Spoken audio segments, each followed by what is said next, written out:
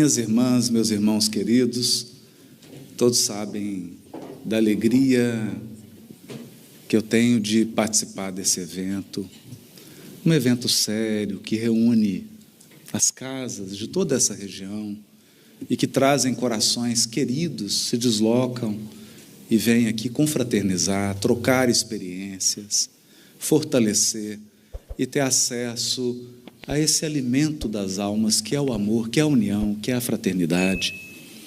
O tema que me foi dado hoje é um tema muito desafiador, porque ele é um tema abordado diversas vezes.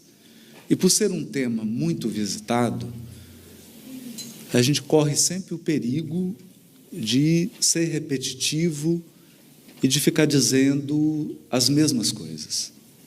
Então eu pensei em como poderia trazer esse tema com uma abordagem que pudesse edificar a cada um de nós.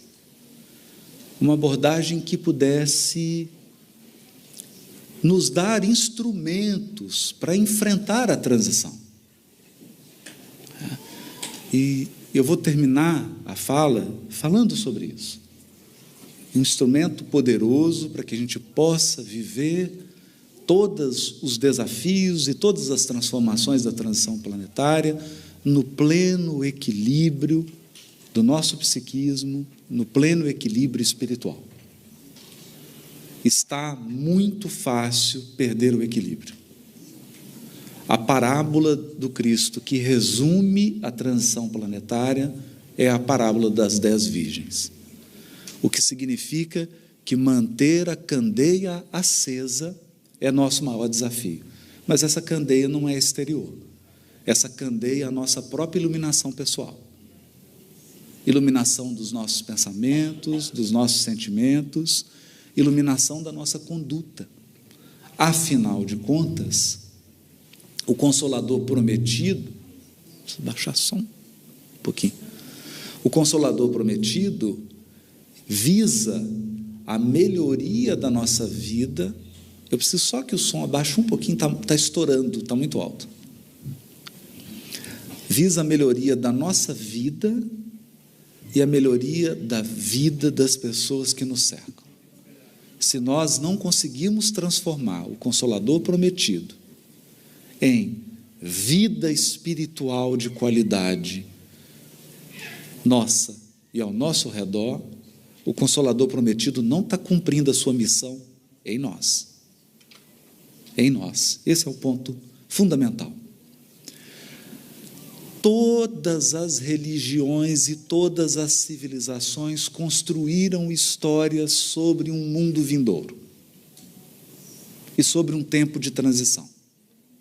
Desde os índios norte-americanos, australianos, até as grandes religiões planetárias como o islamismo, o judaísmo, o cristianismo, budismo, taoísmo, todas têm uma mitologia, um conjunto de histórias falando de um mundo vindouro. Todas enxergam essa vida aqui como um período transitório que prepara para uma vida definitiva. Cada uma dando um colorido, cada uma dando um contorno específico, mas todas falaram. No judaísmo, por exemplo, que é a matriz do cristianismo, fala-se do Olam Rabá, o mundo vindouro, o que nós chamamos de um mundo ditoso. A compreensão de que tudo que nós vivemos aqui é um processo para algo que está por vir. O que está por vir. Allan Kardec capturou essa ideia. Allan Kardec resumiu essas histórias com uma expressão muito significativa: a vida futura. A vida futura. A vida futura resume não só os primeiros momentos pós-desencarnação, mas como também os momentos especiais que esperam o planeta Terra após a sua redenção. A vida futura. dois grandes tópicos da doutrina: a escala dos espíritos, espíritos imperfeitos, bons espíritos, espíritos puros, e a progressão dos mundos. Isso nós já sabemos. Mundos primitivos, onde há vida biológica pulsante, mas não há razão, não há espécie humana, não há ainda um ser dotado de raciocínio, livre-arbítrio, capacidade de tomar decisão. Depois, um mundo de expiação, onde eu tenho o ser humano, mas inexperiente, não capaz ainda de tomar as melhores decisões, e que, portanto, comete erros, e ao cometer erros, e ao infringir a lei divina, é conduzido pela misericórdia e pela justiça divina à reparação e ao aprendizado. Sabemos disso. Mundos de regeneração, mundos ditosos e a chegada, a ressurreição, na linguagem dos evangélicos e dos católicos. Espíritos puros, não mais sujeitos, questão 112, não mais sujeitos à encarnação em corpos perecíveis, não mais sujeitos a provas nem a expiações, palavras do codificador, realizam a felicidade eterna no seio de Deus. A chegada. A chegada. A grande cidadania que todos esperam. Né? Cidadania de espírito puro, habitante de mundo celeste, vida futura. Mas veja, a linguagem humana, especialmente a linguagem religiosa, manejada por espíritos imperfeitos, produz narrativas imperfeitas. Daí a advertência do apóstolo Paulo: é preciso extrair o espírito da letra. Essa história está no primeiro capítulo do livro Gênesis. E eu estou começando por Gênesis, porque eu quero falar de A Gênese, de Kardec, onde eu trouxe alguns trechos para que a gente possa ter um olhar um pouquinho diferente. No livro Gênesis, começa assim: inicialmente, que essa deveria ser a tradução melhor, inicialmente, Elohim formou, moldou os céus e a terra. Elohim, porque ali El, que é Deus, está no plural, fazendo referência aos co-criadores em plano maior. Inicialmente, os co-criadores moldar, aí o verbo está no singular, por quê? Porque é sobre o influxo, é sobre a supervisão do todo sábio, do Senhor Supremo de todos os mundos e de todos os seres, na linguagem de Ismalha, do livro Mensageiros. O Senhor Supremo de todos os mundos e de todos os seres. Elohim formou, moldou os céus e a terra era sem forma e vazia. E havia um abismo sob a superfície das águas. E disse Deus: haja luz, e houve luz. E foi assim o dia primeiro. Eu pergunto: que dia que a água foi criada?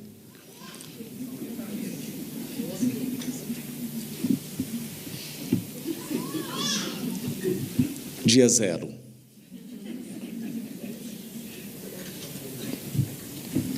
E continua a narrativa. E criou, ou moldou, e moldou Elohim os luminares, o sol e a lua, e foi o dia 4. Então, como é que você contou o primeiro, o segundo e o terceiro se não tinha sol?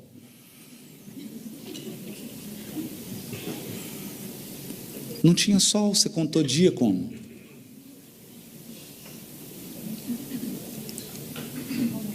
Então, esses desafios, e aí começa o grande simbolismo, na figura de Adão, de Eva, da serpente, revelando mais 3 grupos do que 3 pessoas, 3 mentalidades. Em Adão, nós temos o espírito ignorante, inexperiente. Em Eva, o espírito desejoso de adquirir experiências, cheio de desejos, mas não muito capaz de tomar as melhores decisões. E na serpente, um grupo de espíritos rebeldes. Bom, esse é o público da transição planetária. Tem uns que não estão sabendo para onde está indo, está só dando curtida. O outro grupo é o grupo que está desejando tanto, mas não sabe bem o que quer, ou constrói, como diz Emmanuel, um projeto de felicidade fantasioso. Esse é o grupo Eva. E tem uma turma rastejando. É uma turma cuja vibração, escolhas, pensamentos, sentimentos são muito rasteiros. Muito rasteiros. São ainda vítimas do egoísmo, do orgulho e de um interesse pessoal muito distorcido. E esse é um grupo barulhento. E esse é um grupo que tem uma proposta muito clara, né? Então, aqui eu estou tirando um pouco desses mitos, porque é o mito dos dias, mas o sol só foi criado no quarto, a água, que é o fluido, não fala o dia que foi criado, claro, porque o fluido cósmico não tem dia para ser criado. Ele é a força nervosa do todo sábio, ele é o plasma divino. E aqui a gente fala da mitologia não no sentido de mentira, mas no sentido de história, do paraíso perdido, em que a serpente não faz nenhuma proposta sexual. Gente, se o nosso problema fosse sexual, já estava resolvido. A proposta da serpente é outra. A pergunta da serpente é: o que foi proibido e o que foi permitido? Porque o grupo serpente não aceita proibição. Esse grupo quer fazer o que ele quer fazer. Mas se você imagina um Senhor Supremo de todos os mundos e de todos os seres, como que você pode viver sem nenhuma lei, sem nenhuma regra? Eu tenho que eliminar esse Senhor Supremo. Então, qual que é a proposta da serpente? O que ela pergunta para Eva? O que está proibido, o que está permitido aí? Olha, e a Eva é engraçada, porque ela não entendeu a proibição. Esse é o nosso problema. A gente não entendeu o que não pode e o que pode. Ela disse assim: eu posso comer de todas as árvores. Gente, é muita. Pensa, é o jardim do Éden. Você pode comer de todas as árvores. Sabe por quê? Porque o bem é infinito, o que é limitado é o mal. As opções do mal são elas são tão previsíveis que está no Código Penal. Está lá descrito. Agora, eu gostaria que alguém aqui descrevesse o bem. Alguém consegue colocar num código todas as possibilidades de você fazer o bem? Não. Mas você consegue descrever o mal: matar, roubar, adulterar, não é? Então o mal é limitado. O mal é limitado. E aí ele perguntou para ela, falou: eu posso comer de todas, mas tem uma que eu não posso. A mentalidade de espírito imperfeito, né? Ele foca no acessório e esquece o principal. E aí ele falou: mas qual árvore? A árvore que está no centro. Gente, em nenhum momento o texto falou que a árvore da ciência do bem e do mal estava no centro. Porque a árvore que está no centro, quem coloca é você. Somos nós que elegemos prioridades. Somos nós. Você decide o que é prioritário. Você faz escolhas. Hoje, por exemplo, esse grupo está fazendo uma escolha difícil, sábado à tarde, ouvindo sobre Gênesis, transição planetária. Outros estão fazendo outras escolhas, não? Então, cada um coloca no centro aquilo que elegeu. Então, ela colocou no centro. E aí, qual é o discurso da serpente? Sabe por que ele te proibiu de comer essa árvore? Porque você vai se tornar como ele. Então, o projeto da serpente não tem nada a ver com sexo. Gente, Adão e Eva já estavam pelados. Esquece isso. Eles só descobriram que estavam pelados depois. Esquece isso. O negócio ali é poder. Se você comer dessa árvore, você vai se tornar como Deus. E como Deus, você faz as regras.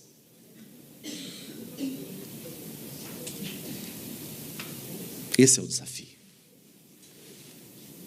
Esse é o desafio. O desafio da transição planetária é a obediência às leis divinas.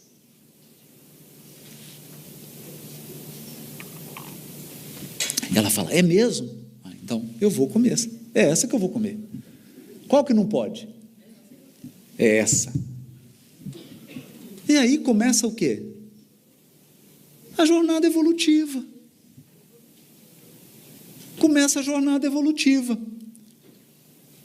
E a simbologia é tão bonita que quando eles saem do paraíso, claro, só entra na tormenta da expiação quem violou a lei divina. Quem não violou a lei divina não está sujeito à expiação. Está, no máximo, sujeito à prova. Mas prova é forja. Prova é, como diz lá no Nordeste, em homenagem ao Roçando, é perrengue chique. É chique por quê? Porque você passa uns apertos, mas você sai melhor. Expiação é mais doloroso, porque expiação é reparação do mal praticado. Expiação é refazer. Refazer é chato. Porque você fez acreditando que estava tudo certo, estava tudo errado, você tem que fazer de novo. Não é bom. Então eles saem do paraíso. E na porta fica um querubim, dizendo o seguinte: para voltar tem que se iluminar.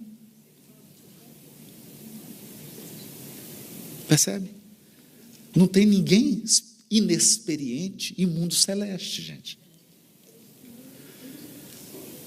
Em mundo celeste, você tem, como diz a música do Coldplay, we are diamonds, taking shape.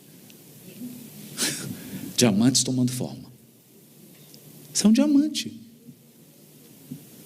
Espíritos puros são potências do amor divino. Os espíritos do Senhor, que são as virtudes dos céus, quais estrelas cadentes, não é assim? São estrelas, potências. Essa é a história. A história da ignorância à sabedoria, do egoísmo, do orgulho, do interesse pessoal ao amor. Essa é a trajetória. Esse é o quadro. Por isso que a Bíblia começa com Gênesis e termina com Apocalipse. O último capítulo de Apocalipse, uma cidade preciosa que desce do céu.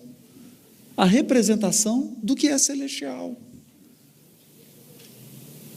O que é celestial não foi construído por nós. O que é celestial é divino. A questão é que nós estabelecemos um conceito de Deus que lembra o Papai Noel. Essa imagem está cravada no psiquismo humano. Essa imagem está cravada. Deus, homem, velhinho, de barba, sentado num trono, julgando. Essa imagem está entronizada. Aqui começa a contribuição do Consolador prometido para a evolução do pensamento religioso da Terra. Porque, veja, o que faltou às religiões? Elas têm virtudes extraordinárias, ensinamentos milenares extraordinários. O que faltou? Faltou o elemento espiritual.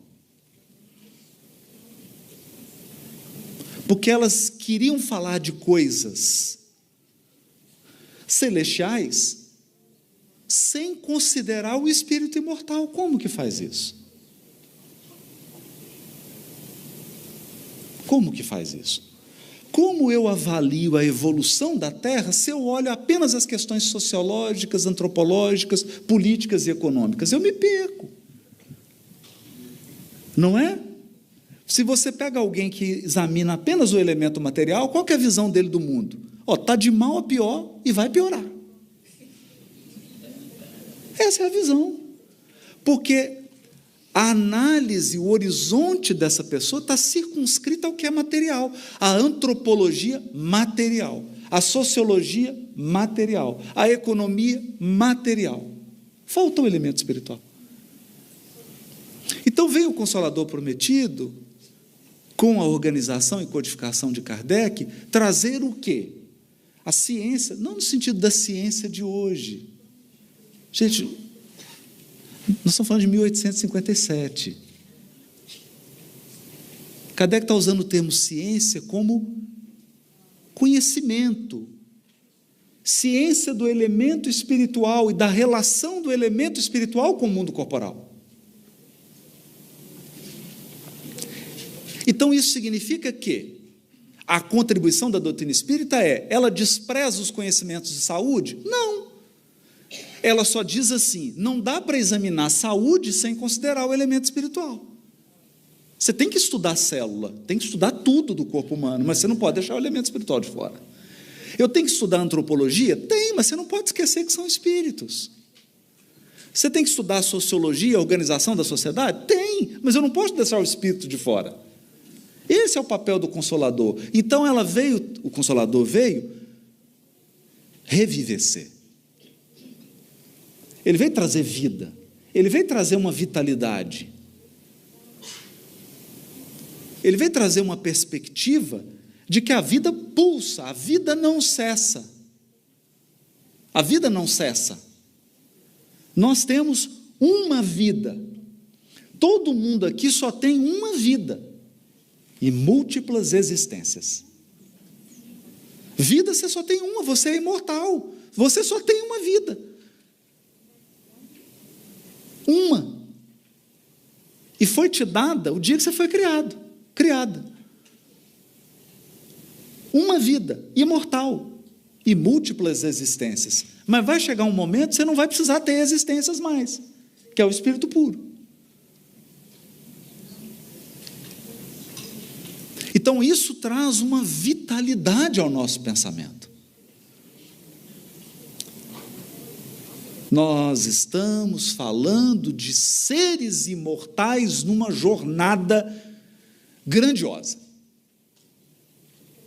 Esse é o ponto. Esse é o ponto. O resto é processo. Isso nós não podemos perder. Eu acho importante realçar isso. Outro ponto importante, e aqui está no livro A Gênese, capítulo 18, item 3. Nós temos um hábito, mas isso vem daquele conceito incrustado em nosso psiquismo de Deus, velhinho, rei, no trono, julgando. Não é? Nós temos um conceito de lei, e isso é muito interessante. Porque lembra um tribunal. Nós temos um conceito de lei que é lei como um código.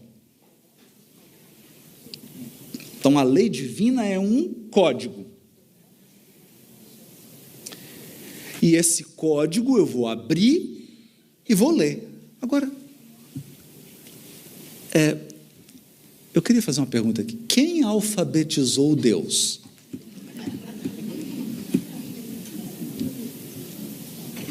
Que língua ele fala? Qual que é o idioma? Tem gente que jura que é inglês. Mas Ele é o Senhor Supremo de todos os mundos. Que linguagem? Não pode ser um código. Nesse item 18, item 3, capítulo 18, Kardec escreve assim, olha isso. Do fato de ser inevitável, porque é da natureza o movimento progressivo da humanidade, ou seja, o progresso da humanidade é inevitável. Não entender isso? Porque às vezes alguns perguntam assim: nossa, será que vai progredir mesmo? A pergunta é: será que eu vou ficar? Não é se vai progredir. Então, do fato de ser inevitável, porque é da natureza o movimento progressivo da humanidade, não se segue que Deus lhe seja indiferente. Porque a nossa visão é que Deus tirou férias, está no Caribe, e o progresso é inevitável e está indo, automático, por inteligência artificial.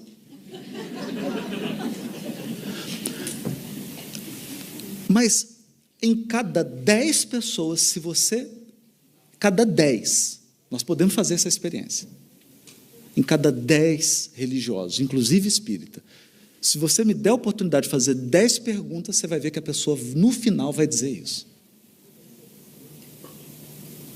Que existe uma lei automática, uma espécie de inteligência artificial que calcula pena, expiação, calcula prova, ela já faz tudo automático. Sabe, é tipo avaliação para você fazer financiamento, né? Você manda ali com os documentos, já sai tudo, olha, você pode pegar tanto, juros é tanto. Então, a impressão de que Deus é indiferente e que depois de ter estabelecido leis, se haja recolhido a inação. Kardec é elegante, né? Depois de ter estabelecido as leis, se recolheu a inação. O que é inação, gente? Férias, né? Não fazer nada. Quer dizer, férias de verdade. Né? Inação é assim: criei a lei, o universo está aí, fui. O negócio vai sozinho. Deixando que as coisas caminhem por si sós. Sem dúvida. Agora, olha isso, é Kardec. Sem dúvida, suas leis são eternas e imutáveis. Mas porque, agora vem a explicação, mas porque a sua própria vontade é eterna e constante. E porque o seu pensamento anima sem interrupção todas as coisas. O que o Kardec está dizendo? Ele está dizendo o seguinte, que Deus está olhando para nós e está dizendo assim: a lei sou eu.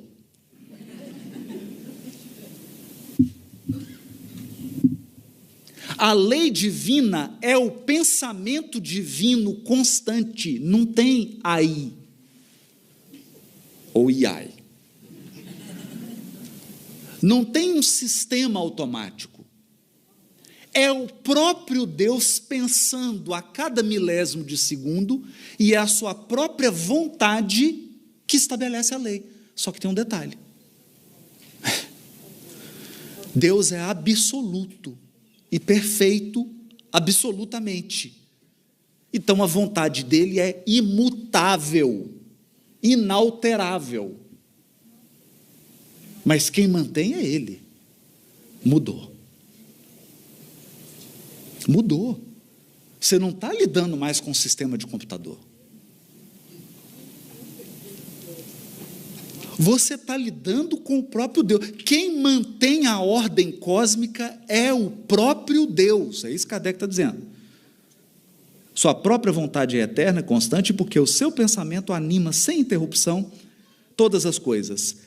Esse pensamento que em tudo penetra é a força inteligente e permanente que mantém a harmonia em tudo. Isso é importante, gente. Isso é importante. Não é? O pensamento que penetra em tudo, qual o veículo do pensamento? Isso aí está no outro texto que eu trouxe. O outro texto de Kardec, Gênesis, capítulo 2, itens 20, 22 e 24. Kardec escreveu um capítulo só para falar sobre Deus, no livro A Gênese. E ele reservou um item nesse capítulo, que é a providência divina. E o que ele vai dizer? Ele vai falar do fluido cósmico. O veículo de transmissão do pensamento divino. Para concluir com Paulo, em Deus vivemos e existimos, como peixes no oceano. Não existe nada fora do fluido cósmico, exceto Deus. Se ele quiser, né? Se ele quiser. Porque o fluido cósmico é a emanação dele. Nós, não tem. Não tem ninguém fora do fluido cósmico. E é através do fluido cósmico que Deus manifesta o seu pensamento. E não, então, tudo está sob a coordenação do pensamento divino. Essa é a lei divina. A lei divina é o pensamento do próprio Deus, agindo incessantemente sobre a criação e mantendo a harmonia. Agora mudou. Mudou pelo seguinte: agora você está tratando com um ser infinitamente inteligente e infinitamente amoroso.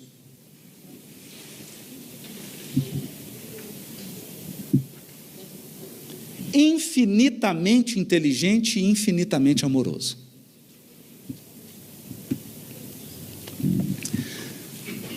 Eu vou deixar o Emmanuel dizer isso, que vai ficar mais bonito, né? Pensamento e Vida, capítulo 3. Da glória divina às balizas subatômicas, veja isso, da glória das galáxias, dos mundos celestes, até as partículas subatômicas, o universo pode ser definido como?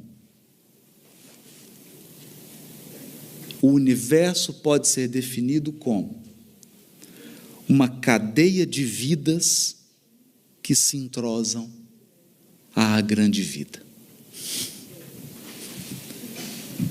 Percebeu? Existe uma grande vida, que é a vida de Deus. E nós somos vidas entrelaçadas nessa vida. É por isso que você muda de país, você muda de continente e encontra as mesmas pessoas. O mundo não é grande. Ele é mal distribuído. A distribuição é feita, você vai para cá, vai para lá, vai chegar no mesmo lugar, porque é uma teia da vida. Nós estamos entrosados, percebe? Então, veja, você está pensando agora na sua vida, você está pensando na transição planetária, a guerra da Rússia com a Ucrânia, você está pensando em, pensa tudo de ruim aí, né? Faz uma lista. Só que você está esquecendo do seguinte: todas as conexões estão sob a direção do Todo-Poderoso. Todas. Algumas que você não suspeita. Você não suspeita. Há conexões de vidas, há conexões de acontecimentos que nós só vamos enxergar 20 anos depois. Ou aqui ninguém passou por isso? Ninguém passou por isso? Nós temos um discurso emblemático aqui do Steve Jobs na Universidade de Stanford. Ele já com câncer avançado, né? E ele disse assim: somente agora eu entendo tudo o que aconteceu. Fui juntando, né? Fala isso, fui juntando as peças. Por que eu fui fazer um curso de caligrafia? E aí eu desenvolvi a primeira fonte. Aí que ele foi entender como é que tudo conectou. Mas por quê? Quem conectou tudo foi esse pensamento divino. Ele conectou tudo. E é isso que Kardec vai dizer no livro A Gênese, Providência Divina. Olha, veja isso. A providência divina é a solicitude de Deus para com as suas criaturas. Solicitude. Então, a providência divina é o aspecto materno de Deus. Solicitude para com as suas criaturas. Ele está... Isso é Kardec, gente. Só abre aspas, né? Mas depois falar, o Haroldo falou. Falei nada. Eu estou lendo.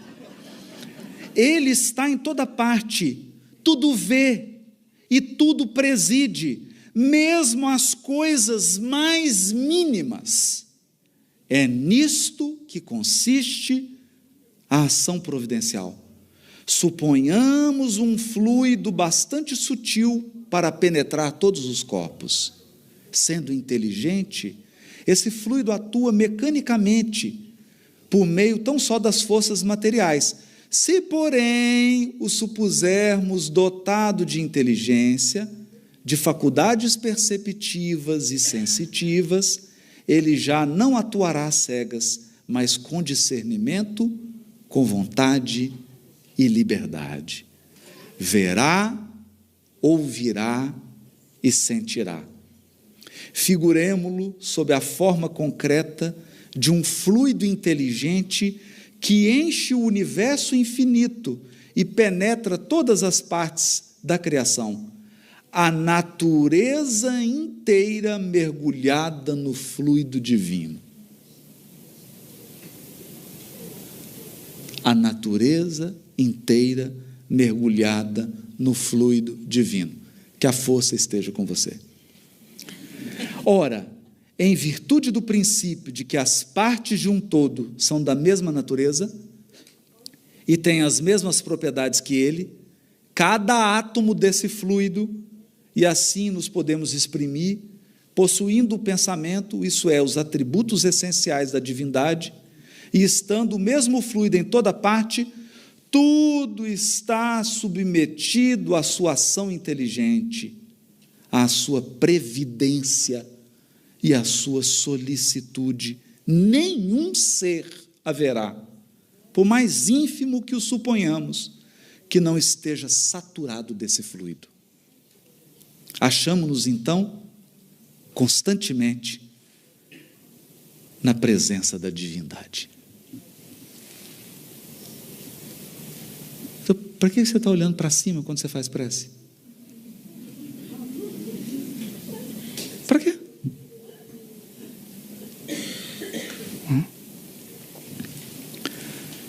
Estamos constantemente em presença da divindade.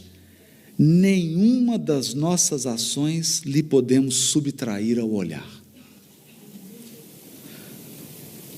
O nosso pensamento está em contato ininterrupto com o seu pensamento, havendo, pois, razão para dizer-se que Deus vê o mais profundo do nosso coração.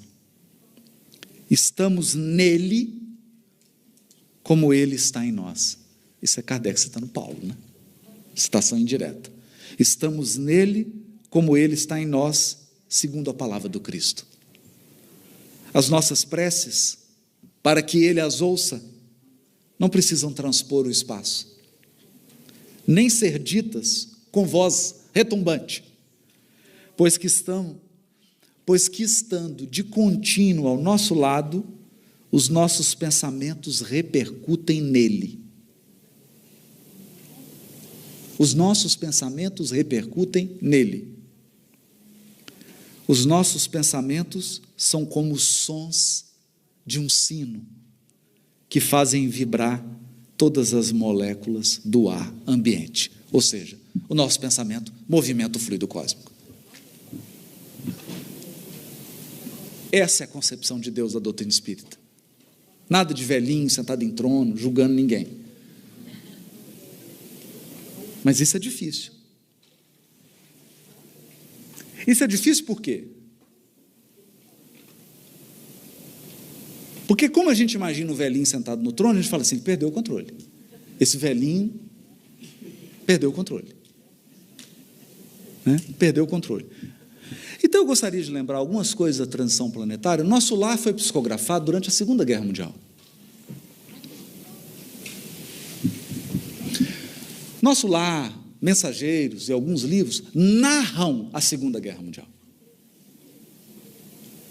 Milhões de pessoas desencarnando. E agora a gente vê espírito apavorado com a guerra da Ucrânia.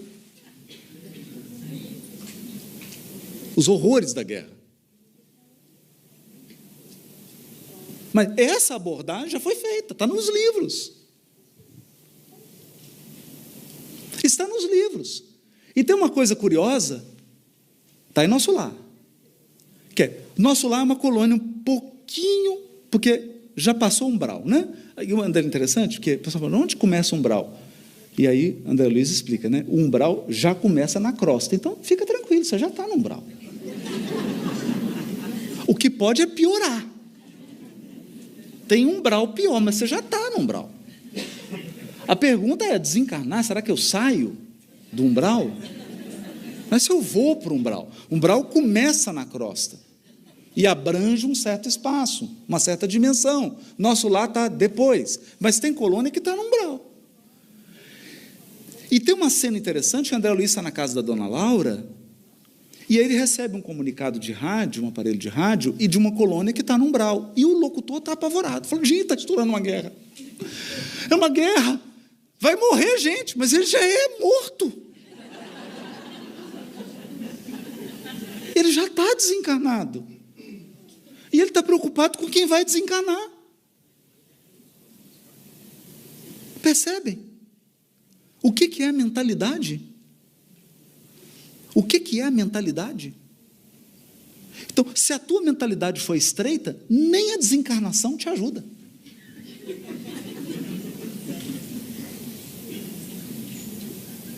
Vai ter gente desencarnada fazendo campanha política. Envolvendo em conflito daqui, dos encarnados. E aí o André Luiz, que estava ligado, vocês lembram? O André Luiz estava ligadão aqui na crosta, né? Ele não sabia que a esposa já tinha casado de novo, aquela história toda. Ele estava imaginando que a esposa estava esperando, né? Cheio de expectativas. Ele estava ligado aqui. E o André Luiz fica um pouco apreensivo. E aí chega o Clarencio, fala, não, já fomos informados pelas esferas superiores, vai ter a guerra mesmo. Vai ter a guerra. Vai acontecer. Porque os nossos maiores nos dizem que os habitantes da Terra, durante séculos, se alimentaram mentalmente de substâncias tóxicas, e é natural agora que eles expilam. Coloque para fora. Percebe? É o melhor caminho? Claro que não. É o pior. Mas livre-arbítrio é o quê, gente? A faculdade de escolher, inclusive, o pior. Inclusive o pior. Não foi assim? Vou lembrar lá de Eva. Eva, aqui está o melhor, aqui está o pior. O que você escolhe? O pior. Não é? Esse é o livre-arbítrio. Tem um amigo que é brincalhão, me deu uma camiseta que diz assim, livre-arbítrio. Cancele esse negócio, não sei usar. Não sei usar esse negócio. Cancela. Alguém dá uma pausa nesse negócio. Eu preciso respirar, eu não sei usar isso. Não é? Então, escolhas. Escolhas vão sendo estabelecidas, consequências. Escolhas geram consequências, porque consequências educam. Escolhas geram consequências, porque consequências educam. Escolhas não geram consequência, porque Deus está com vontade de te punir. Escolhas não geram consequências porque Deus está bravo. Escolhas geram consequências porque consequências educam. Consequências educam.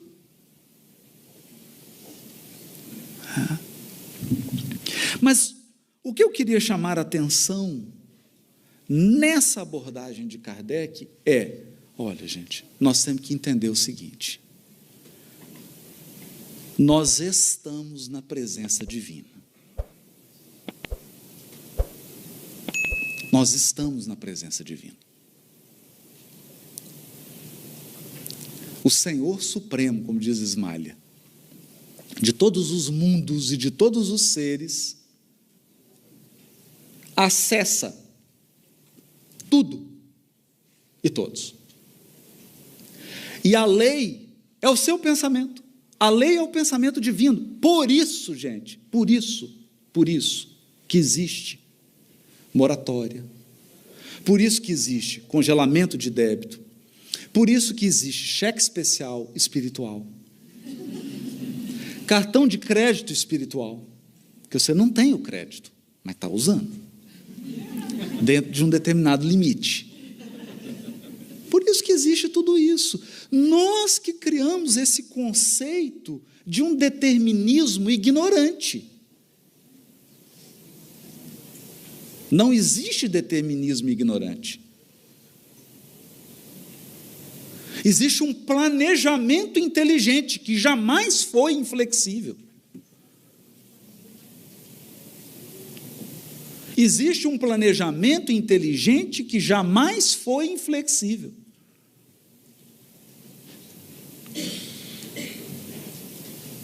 Supervisão. Você não faz isso na escola? Faz. Você faz na escola. Uma boa escola acompanha o aluno e fala: nossa, essa moça, esse menino está muito bom. Pode passar aqui direto. Não tem isso? Não tem? Aqui, gente, prova aqui de legislação, aqui, de trânsito. Você tem que acertar 40, acertou 40, para a prova. O que é isso? Inteligência. Cessa. Você está numa aprovação, já teve aproveitamento superior a 60%, a prova cessa. Você já foi aprovado. Porque existe uma supervisão divina permanente. Existe uma supervisão divina permanente. Então, nós precisamos nos livrar desse pensamento medieval, determinista, que embrutece a divindade, que empobrece a divindade, que transforma a inteligência suprema numa inteligência humana, que transforma o amor divino num amor humano. Porque como é que é o amor humano? O amor humano é o seguinte: eu te amo enquanto você me agradar. Porque na hora que você me desagradar, eu não te amo mais. E aí a gente transfere isso para Deus. Ai, Deus deixou de me amar. Mas não há nada, não, acredite, não há nenhuma burrice que você possa fazer que vai afetar o amor de Deus, porque você não tem acesso ao controle do amor de Deus.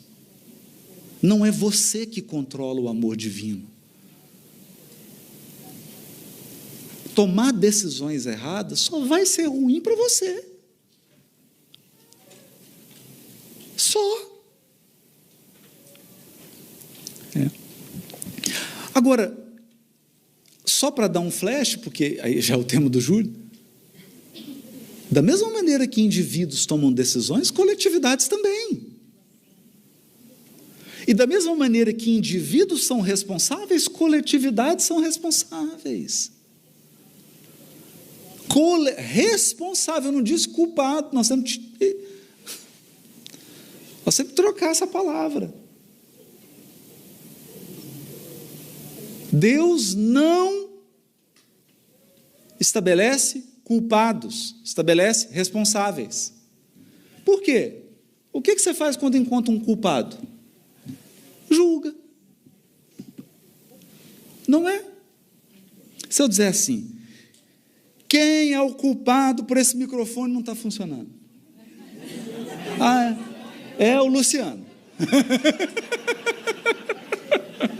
É o Luciano. Tá. E aí? Acabou. O Luciano é o culpado.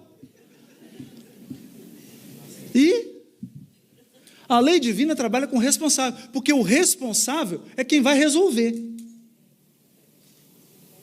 Então, esse microfone não está funcionando. Quem é o responsável por fazer esse microfone funcionar? É o Luciano. Luciano, venha. Reencarna, meu filho. Faz esse microfone funcionar. Então, você é responsável. Responsável por reparar o que foi estragado.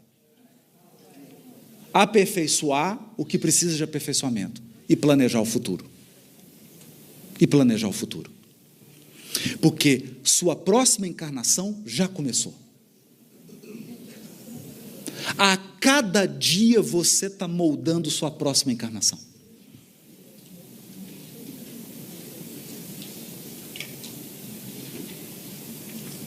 A cada dia. As ações que você tem hoje vão determinar suas amizades, sua vida afetiva, sua vida financeira, sua saúde. Você está moldando a encarnação hoje. Hoje. A cada dia. Porque você é responsável. Então, o que a gente conclui com isso? Eu tenho uma outra frase aqui para trazer. A gente conclui dizendo o seguinte: a transição, os detalhes, é fluido. Por que é fluido? Porque nesse momento da humanidade existem forças agindo, forças do bem e forças do mal. Forças do bem, nesse momento exato, estão moldando o que será a transição, o fechamento da transição. E forças do mal também. E o pensamento divino está dirigindo, mas com uma regra. Uma regra. Aliás, quem tem dificuldade com essa regra, tem um filme maravilhoso do Jim Carrey, O Todo-Poderoso. Que ele reclama, Deus fala assim, tu está reclamando? Então, uma semana tu é Deus. Você vai ser Deus agora. Pode fazer o que você quiser. Só tem uma regra. Não pode violar livre-arbítrio.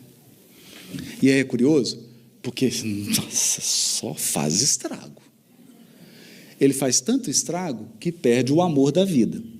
E aí, no final, Deus chega e fala assim, bom, acabou, me dá aí os poderes, né? Ele fala assim, eu estou com vários problemas, mas tem um que é sério, né?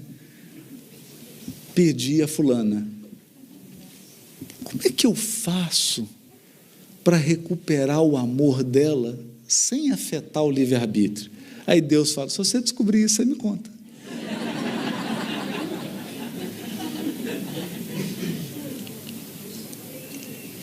Perceberam?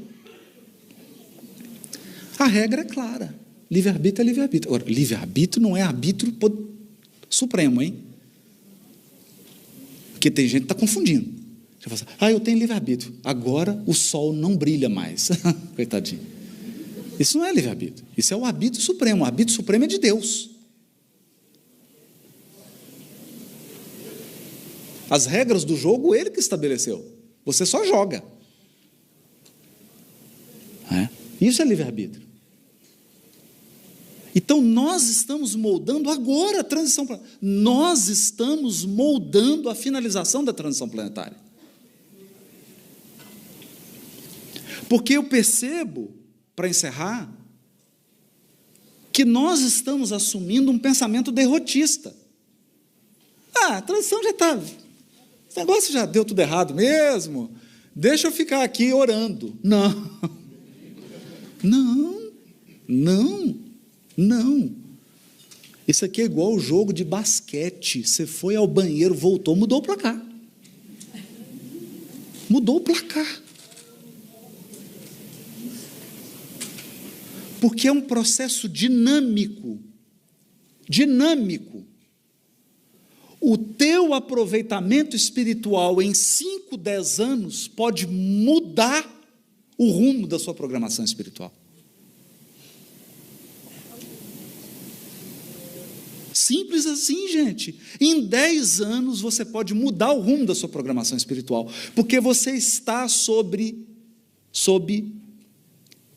supervisão permanente. Na supervisão significa que portas se abrem e portas se fecham. Quando se fecha, você fica bravo, não é? Fica nervoso, fala, fechou. E se tivesse aberto, você ia ser o pior para você. E portas se abrem, porque é um processo dinâmico em que o pensamento e a vontade divina estão agindo permanentemente na sua vida e na vida de todo o universo. Então nós temos um segredo. E eu encerro com essa mensagem para nós espíritas sobre transição planetária. Além dessa de Deus, enxerga Deus como esse fluido. Você está mergulhado em Deus. Você nunca esteve ausente dele, você nunca esteve fora da presença divina. Você está permanentemente na presença divina. Permanentemente. Marco Aurélio dizia, Marco Aurélio, o grande filósofo romano, dizia, coisas não podem tocar a alma. Coisas não podem tocar a alma. Marco Aurélio era estoico. Era uma corrente da filosofia, o estoicismo.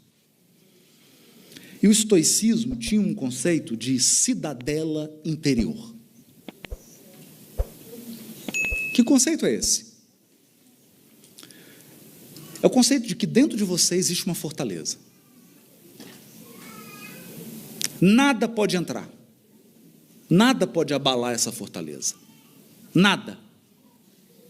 Absolutamente nada. Nenhum acontecimento, nenhum fato. Só tem um jeito dessa fortaleza ruir. Se as portas forem abertas de dentro para fora.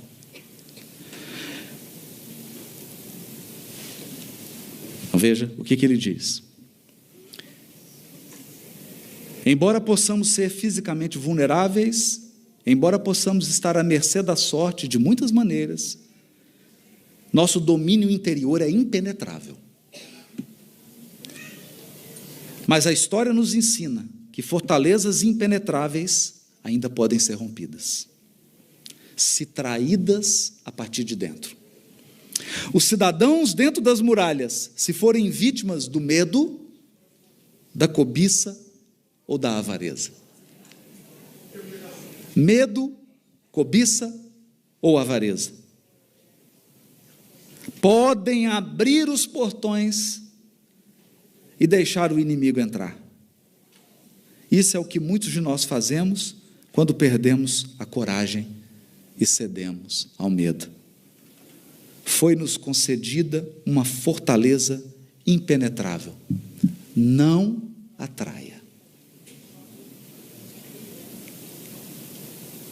Tem muito espírito abrindo a fortaleza e perdendo o equilíbrio psíquico. Fecha as portas da sua fortaleza.